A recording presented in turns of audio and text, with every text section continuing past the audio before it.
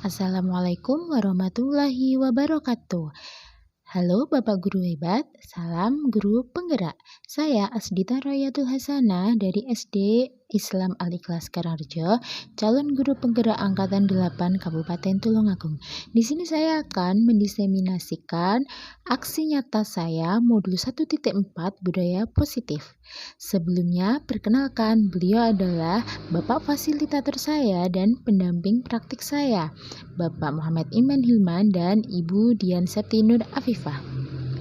Latar belakang yang saya ambil, murid tidak suka peraturan karena selama ini jika mereka melakukan pelanggaran, maka akan mendapatkan hukuman dan cenderung mempermalukan dirinya. Tujuan aksi nyata saya, pertama, menciptakan muridnya merdeka dan disiplin diri yang kuat. Yang kedua, menumbuhkan budaya positif di sekolah dengan meyakini nilai-nilai kebijakan universal.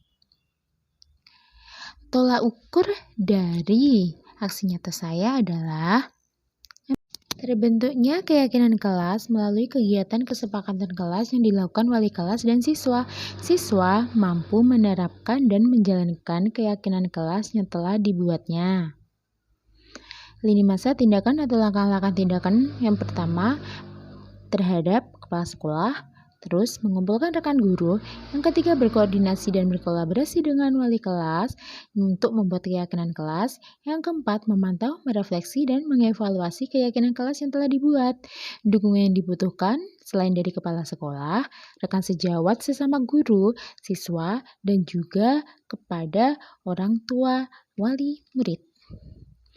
Berikut adalah kegiatan diseminasi saya di sekolah tentang budaya positif. Selamat menyaksikan. Assalamualaikum warahmatullahi wabarakatuh. Waalaikumsalam warahmatullahi wabarakatuh. Bismillahirrahmanirrahim. Alhamdulillahi rabbil alamin. Wa bihi nasta'inu ala umuri dunya waddin. Assalatu wassalamu ala asyrafil anbiya'i wal mursalin sayyidina wa maulana Muhammadin wa ala alihi wa sahbihi ajma'in. Amma ba'd. Yang terhormat Bapak Kepala Sekolah SD Islam Al-Ikhlas Karangrejo, Bapak Arifur Rizal MPDI, yang kami hormati Bapak Ibu Guru Ustadz Ustadzah SDI Al-Ikhlas Karangrejo, yang kami hormati Ibu calon guru penggerak angkatan yang ke-8, Ibu Asdita Royatul Hasanah SPD. Pertama-tama marilah kita panjatkan puji syukur kita kepada Allah Subhanahu wa taala, yang mana pada kesempatan kali ini kita semua bisa berkumpul di ruangan ini dalam rangka pemaparan calon guru penggerak angkatan yang ke-8 dengan sehat walafiat. Biqaulina alhamdulillah rabbil alamin. Salawat salam senantiasa terdengar kepada beliau baginda Rasulullah sallallahu alaihi wasallam dengan ucapan Allahumma shalli wa sallim wa barik alaihi. Hadirin Bapak Ibu yang kami muliakan, acara pada siang hari ini yang pertama yaitu pembukaan, dilanjutkan menyanyikan lagu Indonesia Raya. Acara yang ketiga yaitu sambutan oleh Bapak Kepala Sekolah SD Al-Ikhlas Karangrejo. Acara yang keempat, acara ini yaitu pemaparan oleh calon guru penggerak angkatan yang ke-8, dan acara yang kelima yaitu penutup atau doa.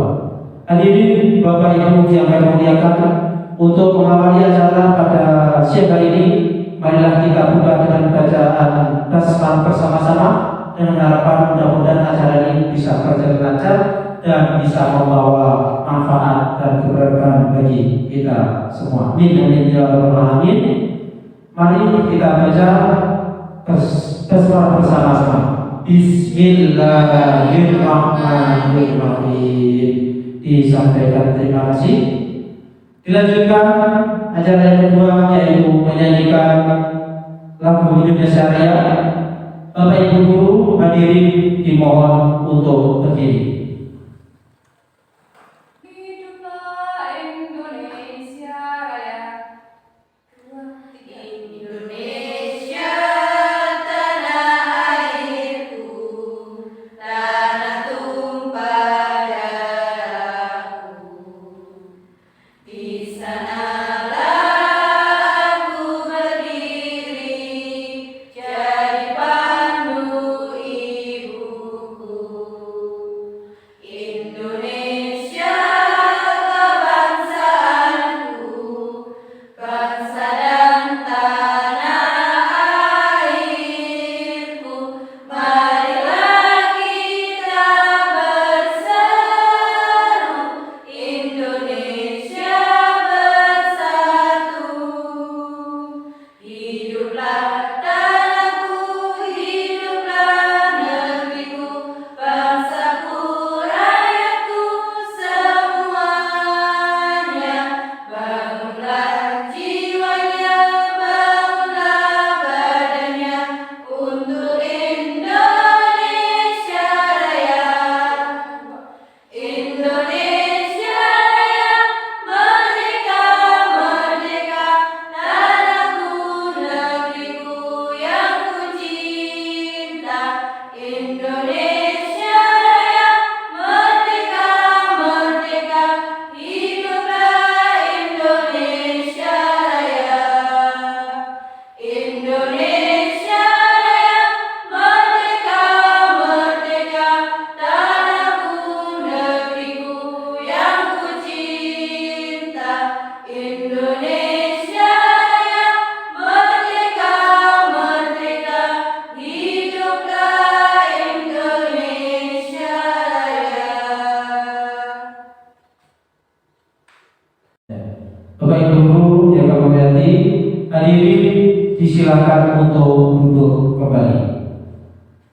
Hadirin Bapak Ibu yang kami muliakan, acara selanjutnya yaitu sambutan oleh Bapak Kepala Sekolah SDI Al-Ikhlas kepada beliau Bapak Ariful Rizal MPD. Waktu sepenuhnya kami persilakan. Assalamualaikum warahmatullahi wabarakatuh. Waalaikumsalam warahmatullahi wabarakatuh. Alhamdulillah, alhamdulillahirabbil alamin. Wassalatu wassalamu ala alihi washabbihi ajma'in. Amma ba'du. Bapak Ibu Dewan Asatidz yang dirahmati Allah, puji syukur kepada Allah Subhanahu wa taala di mana di hari ini kita masih diberikan kesempatan untuk tetap belajar menuntut ilmu di lembaga SD Al-Ikhlas yang tercinta ini dengan keadaan sehat walafiat. Amin amin ya rabbal alamin. Salawat serta salam mari kita tunjukkan kepada junjungan kita Nabi Agung Nabi Muhammad sallallahu alaihi wasallam, yang mana kita nantikan syafaatnya di dunia dan di yaumul kiamat. Dewan Asatidz yang dirahmati Allah, alhamdulillah rekan kita Ustazah Asdidah Rohiyatul Hasanah telah menunaikan tugasnya sebagai guru penggerak, yang kami harapkan nantinya Ustazah bisa mengajak rekan-rekan semuanya untuk menuju pendidikan yang lebih maju, mengajak warga sekolah, murid atau lingkungan sekolah untuk pendidikan di SD Al-Ikhlas sebagai sekolah yang difavoritkan, sekolah yang diunggulkan masyarakat semuanya, yaitu mencetak generasi-generasi penerus sebagai generasi penerus bangsa. Maka dari itu, alhamdulillah, saya sekali lagi meminta sebagai guru penggerak mengajak rekan-rekan baik murid dan sebagainya untuk berinovatif, berkreatif, menjalankan pembelajaran pendidikan di SDI Al-Ikhlas ini sebagai kurikulum atau menciptakan kurikulum khas yang nantinya bisa menciptakan generasi-generasi baru untuk kedepannya sebagai pemimpin bangsa ini. Maka dari itu, untuk rekan-rekan semuanya, mari ikuti jejak-jejak guru penggerak. Supaya apa? Supaya pendidikan di Indonesia ini lebih maju, lebih kreatif, ya, lebih unggul dan berkembang besar. Mungkin itu yang bisa saya sampaikan. Terima kasih sekali lagi untuk semua guru penggerak yang akan menciptakan generasi-generasi pendidikan baru. Mungkin itu yang bisa saya sampaikan. Bila taufiq wal hidayah. Wassalamualaikum warahmatullahi wabarakatuh. Waalaikumsalam warahmatullahi wabarakatuh. Bapak Ibu guru SD kelas yang kami hormati, demikian tadi sambutan oleh Bapak Kepala Sekolah SDI Al-Ikhlas disampaikan terima kasih. Dan untuk acara selanjutnya yaitu acara inti pemaparan aksi nyata modul 1.4 budaya positif dalam tema menyebarkan pemahaman dan pengalaman penerapan budaya positif kepada Ibu Asdita Rohiyatul Hasanah. Kami persilakan. Bismillahirrahmanirrahim. Assalamualaikum warahmatullahi wabarakatuh. Waalaikumsalam warahmatullahi wabarakatuh. Alhamdulillahirabbil alamin wa bihi nasta'in wa 'ala umuri dinil Assalatu wassalamu ala asyrofil anbiya'i wal mursalin wa 'ala alihi wa sahbihi ajma'in. Amma ba'd.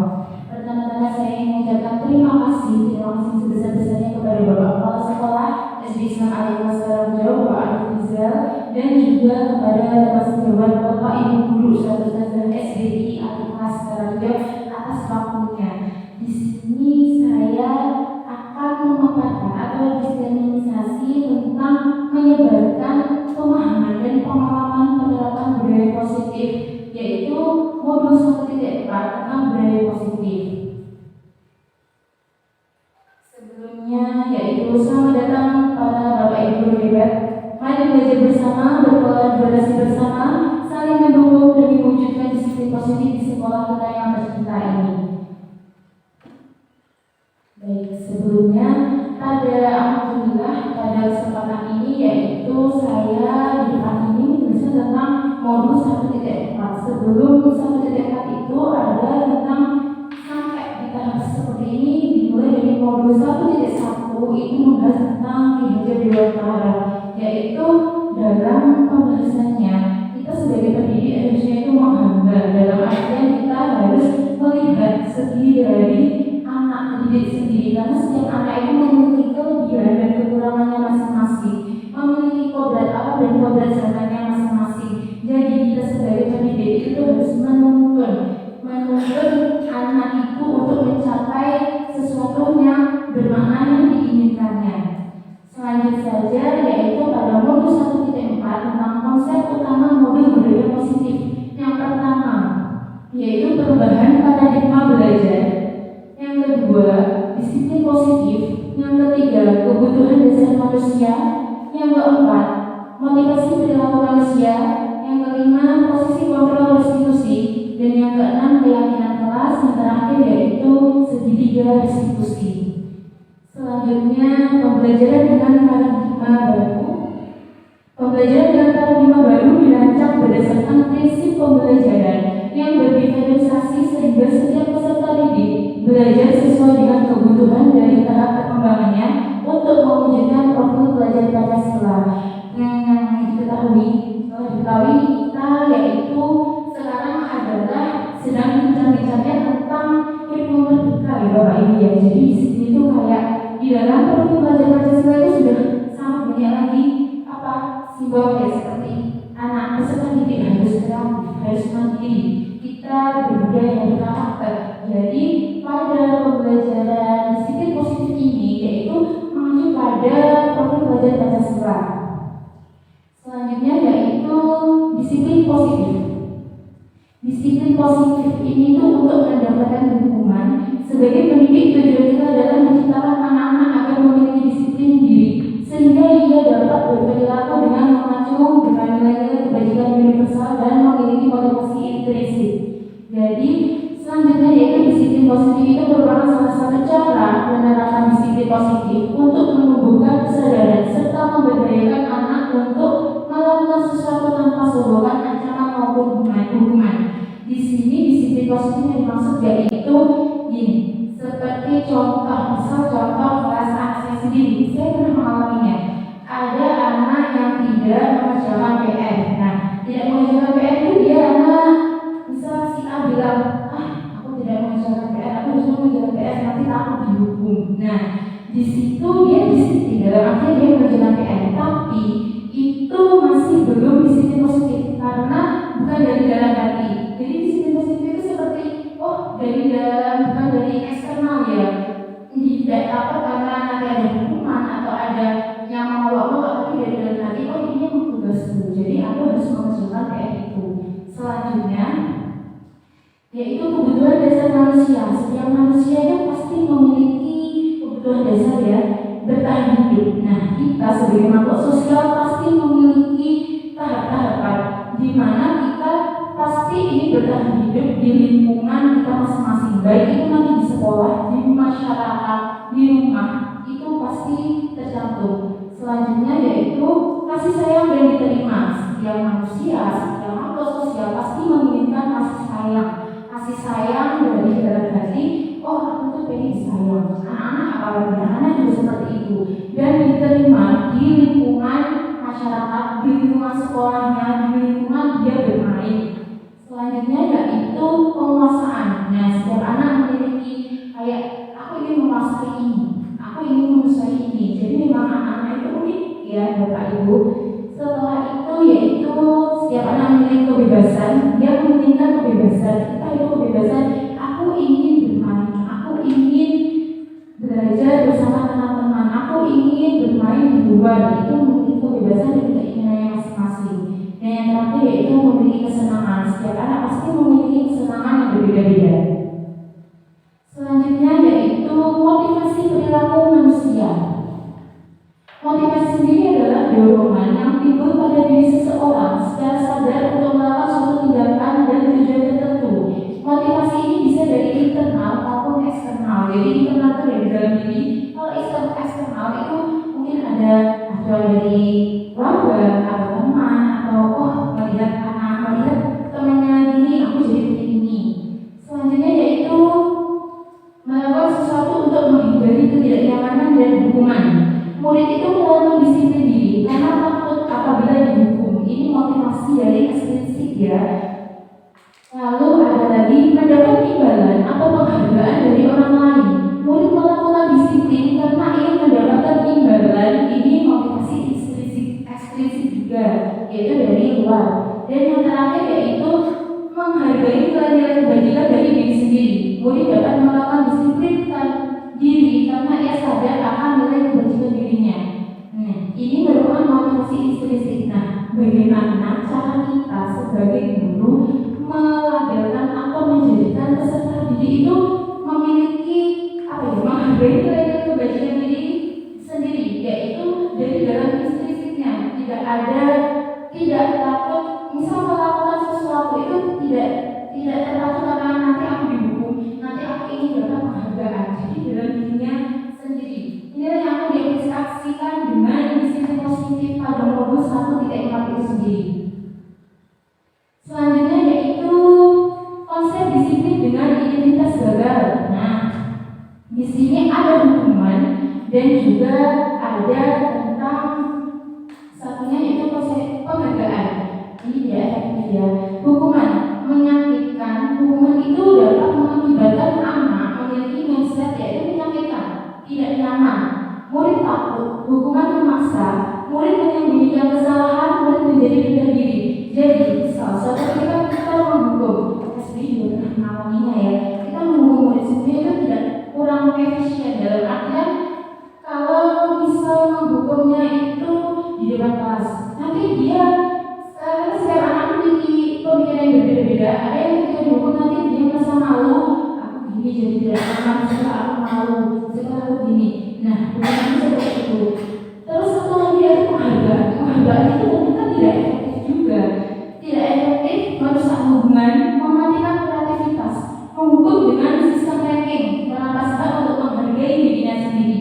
Dalam artian tidak efektif yaitu misal ada si A, saya kasih penghargaan, ada dikasih penghargaan. Nah, nanti ada temannya yang Mary versi Jawa ini, bahwa equals itu.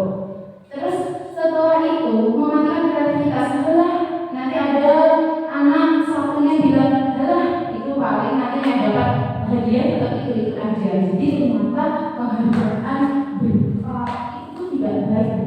Selanjutnya menghukum dengan sistem ranking, apalagi sekarang sudah menggunakan kurikulum merdeka dan juga kurikulum K13 itu sebenarnya kan pertanyaan itu tidak boleh disematkan di dalam apa itu tidak ada. Jadi kenapa toh? Karena setiap anak itu memiliki kelebihan di kekurangan masing-masing seperti itu. Jadi ranking itu sebenarnya kurang efisien dan efektif dan itu merampas hak untuk menghargai dirinya sendiri. Selanjutnya konsep disiplin dengan identitas sukses. Nah, di sini ada konsekuensi dan restitusi. Konsekuensi adanya penguatan jangka pendek, adanya perlu monitoring berkelanjutan, stimulus respon, murid menghormati peraturan, murid kehilangan waktu untuk merenungi waktu. Sedangkan restitusi merupakan konsep disiplin. Nah, sebelumnya saya akan bercerita restitusi itu sendiri saya jujur baru mendengar pada modul 1.4 ini. Saya sendiri juga apa restitusi dan saya baru memahami restitusi itu seperti itu. Juga baru dari pada modul 1.4 ini merupakan konsep disiplin dengan identitas sukses karena siswa akan bertanggung jawab untuk perilakunya. Apa yang dia lakukan dalam kesalahannya, kemudian dia sadar motivasi intrinsiknya untuk berbuat ke arah positif tanpa disuruh. Nah, pada konsekuensi dan restitusi, kalau pada konsekuensi tadi itu adanya penguatan jangka pendek, perlu monitoring berkelanjut stimulus respon, sedangkan restitusi itu fokus pada masalah jangka panjang. Murid menghormati dirinya dan orang lain, jadi murid itu menghargai dirinya sendiri dan juga orang lain yang ada di sekitarnya. Lalu kemudian pada konsekuensi tadi stimulus respon itu nanti pada restitusi diganti kata-kata dengan teori kontrol. Nah, di selanjutnya pada selanjutnya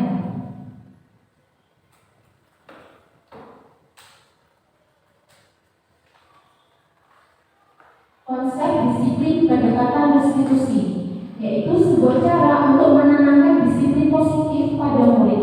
Restitusi adalah proses menciptakan disiplin pada murid untuk memperbaiki kesalahan mereka sehingga mereka akan kembali pada karakter yang lebih kuat dan baik. Ini dari kata-kata dosen dari Muhammad. Ciri-cirinya restitusi, yang pertama yaitu jangan menebus kesalahan, namun belajar dari kesalahan. Yang kedua, memperbaiki hubungan. Yang ketiga, tawaran bukan paksaan. Yang keempat, menuntun melihat dari dalam dirinya. Yang kelima, mencari kebutuhan dasar yang menjadi tindakan. Yang keenam, fokus pada karakter bukan hanya tindakan saja. Dan yang ketujuh, menguatkan dan fokus pada solusi. Jadi dalam konsep disiplin pendekatan restitusi ini itu menjadikan peserta didik yaitu memiliki keinginan itu sesuai yang ada di dalam tidak ada paksaan atau dari eksternalnya, dari di sini dari intrinsiknya seperti itu. Selanjutnya perbedaan contoh kasus ini kasus 1 siswa sering tidak mengerjakan PR. Nah, apabila kita membuat kata-kata yaitu hukuman, konsekuensi dan restitusi. Jadi kalau hukuman, guru menghukum siswa dengan contoh hormat bendera sampai 5 menit. Guru marah dan murid institusi itu guru meminta anak untuk mengerjakan PR pada jam istirahat. Misal ada PR dan belum dikerjakan, terus jam istirahatnya itu guru meminta anak untuk kerjakan dulu PR-mu, baru kamu boleh istirahat. Guru tegas dan murid berbagi pada orang itu. Nah, kalau kita menjurus ke restitusi, guru menanyakan keyakinan kelas atau dirinya dan membantu dirinya untuk memperbaiki diri. Selanjutnya, guru terbuka dan siswa menghormati dirinya dan orang lain. Jadi di restitusi ini tidak langsung dihukum, tidak langsung memberikan suatu apa ya, oh kamu harus gini, kamu harus gini. Tapi kita sebagai pendidik, sebagai gurunya itu menanyakan keyakinan kelasnya. Pasti di awal pelajaran, di awal sebelum pembelajaran itu memiliki keyakinan kelas masing-masing. Bapak Ibu mesti memiliki keyakinan kelas masing-masing, yaitu antara murid dan guru memiliki kesepakatan keyakinan kelas itu sendiri. Nah, selanjutnya 5. Posisi kontrol restitusi. Yang satu yaitu pertama penghukum, guru sebagai penghukum, kedua pembuat rasa bersalah, ketiga sebagai teman, keempat pemantau, dan kelima manajer. Jadi kalau kita sebagai penghukum itu lagi kita langsung menghukum. Jadi kata-kata kita itu mencetus, oh langsung menghukum. Kamu bisa ada anak yang tidak mampunya sekolah, tapi dia memakai sepatu berwarna putih. Nah kita sebagai penghukum jadi kamu harus lepas sepatu itu dan tidak boleh sekolah, tidak boleh kemana-mana atau pada hari ini kamu tidak boleh memakai sepatu itu. Jadi anak itu disuruh cekek dalam artian seperti itu langsung menghukum menjadi anak itu. Nah dalam artian penghukum ini itu dapat menyebabkan apa ya, kayak dendam ya, karena anak-anak itu memiliki sifat yang berbeda. Jadi kayak ketika kita bilang A, anak itu ada yang menyebutkan oh mau menerima, tapi ada yang gini kayak penghukum. Jadi kayak ada rasa dendam dan menjadi itu berbulan-bulan, tidak cuma dendam sekali besok-besok mesti ngangkat. Selanjutnya yaitu pembuat rasa bersalah. Apabila kita sebagai pembuat rasa bersalah, kita guru sebagai pembuat rasa bersalah, jadi di situ nanti kita tandanya itu memelas artian kalem, kan kayak menjerumus. Jadi gini, contohnya seperti gimana ini, sama dapat salah lagi. Ibu sama tidak kasihan ya kepada ibu guru, sama kok ketemu sama ini lagi. Nah seperti itu tuh kayak apa ya, kayak sebenarnya itu menakutkan ya, karena kalau anak yang merasa kayak gampang perasaan ketika dikatakan pembuat bersalah, jadi dia tuh kayak aku tuh tidak berguna, aku tuh menyakiti guru diri. Sebenarnya itu lebih menyakitkan. Kalau kita sebagai teman, yaitu kita seperti dengan sebaya, ya udah, oke, kamu melakukan kesalahan, jadi oke, tidak apa-apa, hari ini dan aku, tapi itu ya jangan diulangi. Nah, setelah itu kita sebagai pemantau jadi kita hanya mengamati dulu. Kayak anak tidak memakai sepatu hitam, jadi kita lihat dulu, kita pantau, terus baru kita temui.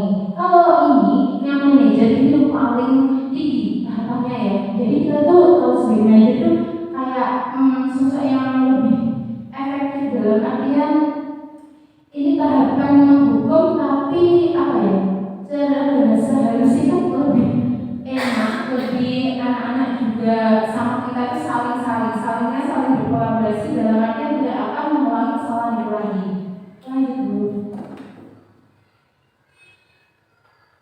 Di sini contoh penerapan 5 posisi kontrol. Kasus siswa tidak memakai atribut lengkap saat upacara bendera.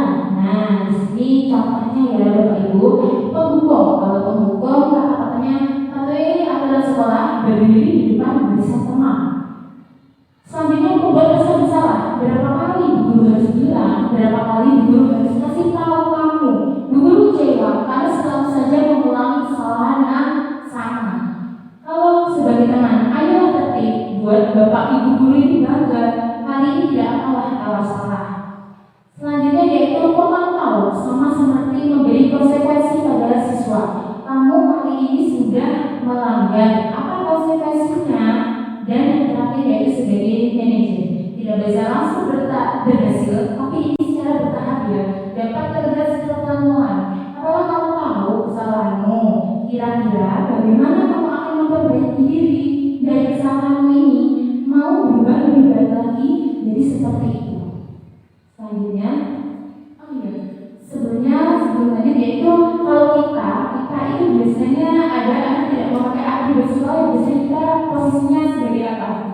hukum ya Bapak Ibu ya. Iya, tapi memang kadang itu anak kalau tidak dihukum akan tidak ada efek jerahnya. Memang seperti itu. Dan karena memang tiap anak itu berbeda. Selanjutnya yaitu keyakinan kelas. Nah, seperti yang saya kasih tahu tadi, pertama, setiap kelas di awal pembelajaran pasti sudah memiliki keyakinan kelas. Nah, kenapa? Contohnya seperti ini. Karena keyakinan kelas itu seperti kita tata tertib kita di dalam kelas itu. Kita menjadikan harus mengikuti aturan yang ada di sekolah, harus berkolaborasi, harus kreatif, harus saling membantu, harus saling banyak sekali ya. Nah, contoh mengapa kita harus menaati peraturan menggunakan helm saat mengendarai kendaraan roda 2 sepeda motor? Kan supaya aman demi keselamatan. Selanjutnya, mengapa kita memiliki peraturan menggunakan masker serta selalu cuci tangan pada saat COVID-19 demi keselamatan, demi kesehatan kita? Kita harus tetap melakukan keyakinan, bukan hanya peraturan saja. Karena kalau peraturan kadang masih dilanggar, jadi itu jangan hanya peraturannya saja. Kalau bisa peraturan itu diganti sedikit menjadi keyakinan. Karena kalau peraturan itu kadang lebih sering dilanggarnya. Nah, ini yaitu kegiatan keyakinan kelas saya dan peserta didik yang sudah memiliki keyakinan kelas. Ini yang pada anak yang kemarin, peraturan diganti dengan keyakinan karena bahasanya lebih universal. Setelah kesepakatan kelas disepakati, maka keyakinan itu akan ditempel, biasanya ditempel di dalam kelas, biasanya ada entah itu di samping kanan kiri atau terserah seininya. Nah, setelah keyakinan kelas dilakukan, apakah masih ada siswa yang melakukan pelanggaran? Jika masih ada, kita tahan lagi. Oh, kenapa kamu melakukan ini? Kamu lupa dengan keyakinan kelas kita seperti itu. Bagaimana pembentukan keyakinan kelas? Jadi ya, tahapannya seperti yang saya kasih tahu tadi ya Bapak Ibu.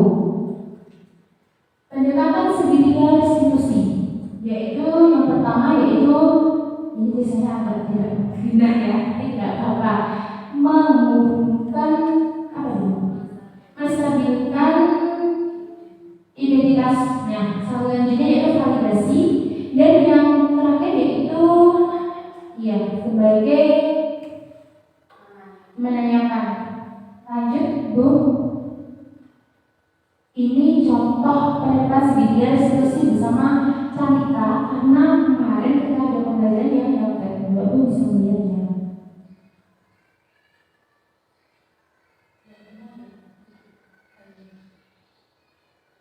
Ya, intinya dia itu karena menyontek ketika pembelajaran. Jadi setelah itu sudah saya apa aja dulu, saya dulu, terus saya panggil sendiri. Yang pertama yang saya lakukan, Cantika, kamu tahu apa yang salah? Intinya tahu nggak saya panggil kenapa? Cantika masih ingat keyakinan kelas yang sudah kita lakukan. Nah, terus dia juga berkata iya, itu perbuatan baik atau salah? Perbuatan salah. Nah, setelah itu dia mengatakan kalau Cantika menyebut berarti apa keyakinan kelas yang dilanggar, yaitu tidak jujur dan juga tidak jujur. Setelah itu maka Cantika berbuat lebih baik lagi, mau jadi dia mau melakukan kesalahan. Jadi kayak kita tuh tidak langsung menghukum. Jadi kita sebagai pendidik itu harus didekati dulu. Intinya apa keyakinan kelas yang dilanggar seperti itu. Selanjutnya yaitu ini bersama Tania yang terlambat sekolah. Yaitu yang terlambat sekolah karena pada saat itu dia berangkatnya pukul 7 lebih 5 menit. Padahal di sekolah ini jam 7 kurang 5 menit atau jam 7 kurang 10 menit harusnya sudah ikut pembiasaan. Jadi dia tidak ikut pembiasaan. Karena apa? Kenapa kok tidak mengikuti pembiasaan? Kenapa telat? Katanya karena kebanyakan main HP dan main TikTok seperti itu. Lalu kesepakatan apa yang telah ketika langgar, yaitu tidak mengetahui waktu, tidak disiplin. Nah, maukah ketika berbuat lebih baik lagi? Dia bilang mau. Jadi seperti itu. Selanjutnya, oke, baik. Pada tahapnya yaitu yang terakhir, terima kasih. Nah, terima kasih guru bergerak Indonesia Maju. Jadi kita sama-sama maaf sebelumnya. Di sini saya tuh tidak hanya, maksudnya ini saya tidak menjadi kayak menggurui ya, tapi kita sama-sama belajar karena ini ilmu yang saya dapat kurang lebih 2 bulan ini saya katakan ayo kita bersama-sama saling berkolaborasi bersama untuk kemajuan sekolah ini. Bapak Ibu, adakah yang ingin ditanyakan? Oh iya, Vin. Ya, terima kasih atas waktu dari Bu Rita. Saya ingin bertanya, tadi kan ada dijelaskan sedikit ya tentang penghargaan disiplin identitas. Yang mau saya tanyakan tentang tolong itu dengan jelaskan apa itu penghargaan disiplin identitas gagal. Kan biasanya kalau di kelas ketika anak sudah selesai mengerjakan tugas, kita beri apresiasi, oh bagus, dikasih jempol. Maksudnya penghargaan secara verbal itu apakah masuk dalam penghargaan identitas gagal atau bukan? Mohon penjelasannya, terima kasih. Baik, terima kasih. Nah, terima kasih pertanyaannya. Iya. Tadi apakah seperti memberikan tepuk tangan, jempol, kata oh baik bagus itu termasuk identitas gagal gitu ya, di sini identitas gagal atau tidak? Nah, kalau menurut saya itu langsung saya jawab ya. Kalau menurut saya ya itu tidak termasuk karena memang yang dimaksud identitas gagal itu semisal kita memberikan penghargaan berupa barang. Nah, kayak kita oh anak itu mendapatkan bisa mengerjakan ini kasih barang. Nah itu baru. Dan yang lainnya yang dapat itu hanya 1 anak atau 2 anak misalnya dia. Itu nanti baru yang lainnya kan berasal yang aku dia merasa aku dia pintar atau dia ini. Jadi itu yang dimaksudnya identitas gagal itu yang kalau kita memberikan sesuatu tapi berupa barang. Kalau kita memberikan jempol, oke baik sih. Atau malah kadang itu ketika setelah mengerjakan kita memberi bintang gitu kan ya. Bintang, ide bagus berarti itu bukan identitas gagal, itu baik-baik aja, bagus dilakukan. Saya biasanya juga masuk seperti itu. Oke sih, baiklah, itu seperti itu. Good job, seperti itu. Ada lagi atau tambahan? Baik. Terima kasih untuk Mbak Gita. Untuk teman-teman, sesuai dengan slogan kita, guru bergerak Indonesia Maju. Mari kita bergerakkan yang ada. Kita beri aplaus, beri tanda kita.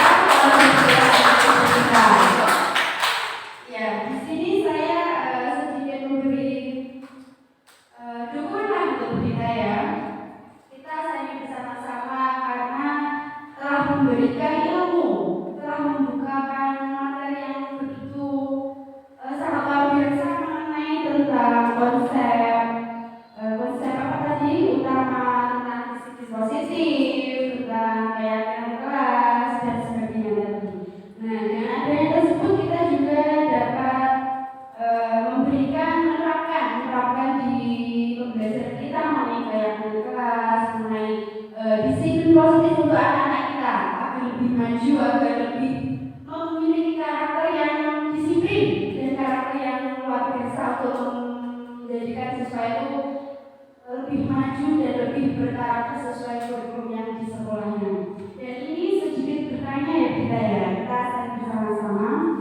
Tadi kan ada motivasi intrinsik disiplin positif, betul nggih?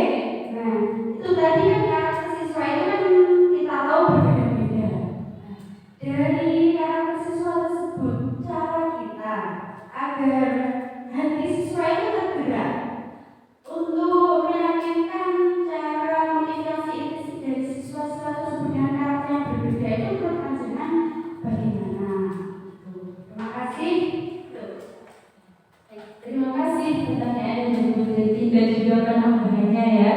Baik, langsung jawab aja ya Bu ya.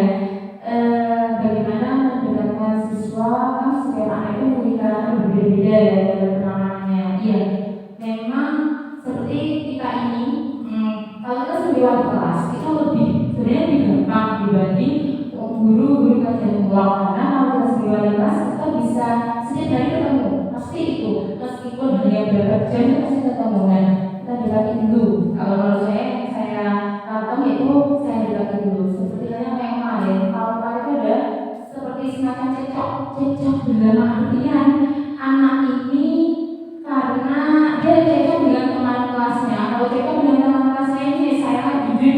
nyambung itu seperti itu. Karena kalau sama satu kelas itu harusnya itu keluarganya lebih erat, tapi tidak mana cocok itu saya bagaimana cara saya biar dia itu damai, tapi dia dalam hati tidak ada rasa dendam. Oh di bawah busuk-busuk gini gitu. Saya dekati, saya panggil satu-satu. Intinya ya agak kita agak memberikan motivasi, kita berikan suatu arahan. Didekati kan kita jadi lebih tahu karakternya anak itu seperti itu. Terus kita tahu karakternya anak yang si A dan si B itu seperti itu. Selanjutnya nanti bagaimana cara kita. Nah saya setelah itu setelah saya belajar satu-satu, saya mau di depan. Intinya saya bilang, saya berkata kepada seluruh di kelas ya, seluruh di kelas tidak hanya satu dua anak itu, yaitu dengan cara kayak simpelnya itu saya kasih tahu, semuanya saya kasih motivasi, saya kasih arahan, kita ini keluarga, kalau ada masalah tidak apa-apa, tapi bagaimana cara kita menyelesaikannya. Kalian masih ingat keyakinan kelas yang kita lakukan bersama-sama, kita buat bersama-sama. Setelah itu juga saya berkata kalau makanan itu tidak boleh lebih dari 3 hari, karena di dalam Islam itu kan kalau lebih dari 3 hari itu biasanya kamu sendiri-sendiri dan itu tidak boleh ya. Jadi kayak kita sepegel-pegel atau seaneh-aneh sama orang apapun itu, kalau sudah 3 hari sudah seperti biasa, oh badannya ada sembarang, penting aku ya rasa pegel, ya rasa ayo. Jadi setelah itu, setelah mendekati satu-satu, terus kayak ceramah dari motivasi ceramah bersama seluruh anak-anak, seluruh di kelas. Jadi menurut saya itu berlanjut kok ya, dalam arti dia mau saling minta maaf, tapi nantinya itu juga sudah baik lagi, mau bersama-sama lagi, ambil makan, istirahat mau. Jadi kalau menurut saya seperti itu, kita lihat keyakinan kelasnya apa, lalu kita beri motivasi, kita beri arahan dari dalam diri lah intinya. Jadi kan unsur istrinya itu dari dalam diri dia sendiri, tidak yowes nanti daripada kemarin kita nanti daripada itu, tapi dari dalam dirinya kan ini makamanku di sekolah apalagi ini pokoknya kita itu harus seperti keluarga seperti itu. Baik, ada ditanyakan lagi apa tidak Bapak Ibu? Sahur, oke. Terima kasih sebelumnya, terima kasih sekali waktunya. Mohon maaf apabila ada salah. Tutur kata, akhir salam. Wassalamualaikum warahmatullahi wabarakatuh.